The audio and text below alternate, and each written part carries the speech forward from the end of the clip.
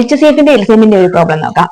രണ്ട് സംഖ്യകളുടെ ഉസാഹ 12 ആണ്. അവയുടെ ലസാഗുവാകാൻ സാധ്യതയില്ലാത്ത സംഖ്യ ഏത്?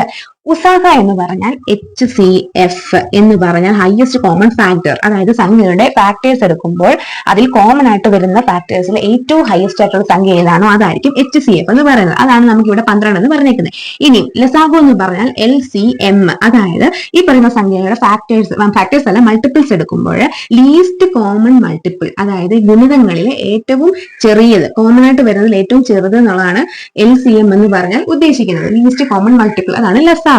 ഓക്കെ, ഇപ്പൊ ഈ രണ്ട് കാര്യങ്ങൾ നമുക്കറിയാം. ഇനി HCF നമുക്ക് 12 എന്ന് തന്നിട്ടുണ്ടെങ്കിൽ രണ്ട് സംഖ്യകളുടെ HCF ആണ് 12. അങ്ങനെയാണെങ്കിൽ ഈ രണ്ട് സംഖ്യകളുടെ LCM ലസാഗു ആകാൻ സാധ്യത ഇല്ലാത്ത സംഖ്യയാണ് കണ്ടുപിടിക്കുന്നത്. എങ്ങനെയാണ് കണ്ടുപിടിക്കുന്നത്?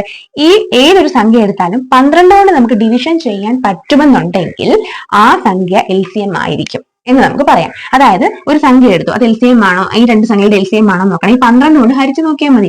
അതുകൊണ്ട് പൂർണ്ണമായിട്ട് ഹരിക്കാൻ പറ്റും, ശിഷ്ടമൊന്നും ഇല്ലാതെ പൂർണ്ണമായിട്ട് ഹരിക്കാൻ പറ്റുമെന്നുണ്ടെങ്കിൽ അത് നമുക്ക് LCM ആയിരിക്കും എന്ന് പറയാം. ആകാൻ ചാൻസ് ഉള്ള സംഖ്യയാണ്. അപ്പൊ LCM ആണോ, ആകാൻ ചാൻസ് ഇല്ലാത്തതാണോ നമുക്ക് കണ്ടുപിടിക്കേണ്ടത്. എന്ന് വെച്ചാൽ എന്താണ്, ഈ തന്നിരിക്കുന്ന 4 എണ്ണത്തിൽ 12 കൊണ്ട് ഹരിക്കാൻ പറ്റാത്ത സംഖ്യ ഏതാണെന്ന് കണ്ടുപിടിച്ചാൽ മതിയല്ലോ.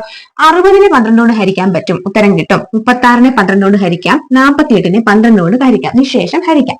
എന്നാൽ 58നെ ഹരിക്കുമ്പോൾ നമുക്ക് ശിഷ്ടം കിട്ടും, അല്ലെങ്കിൽ ഉത്തരം കിട്ടുമ്പോൾ പോയിന്റിലായിരിക്കും കിട്ടുന്നത്. അപ്പൊ എന്താ അതിന്റെ അർത്ഥം?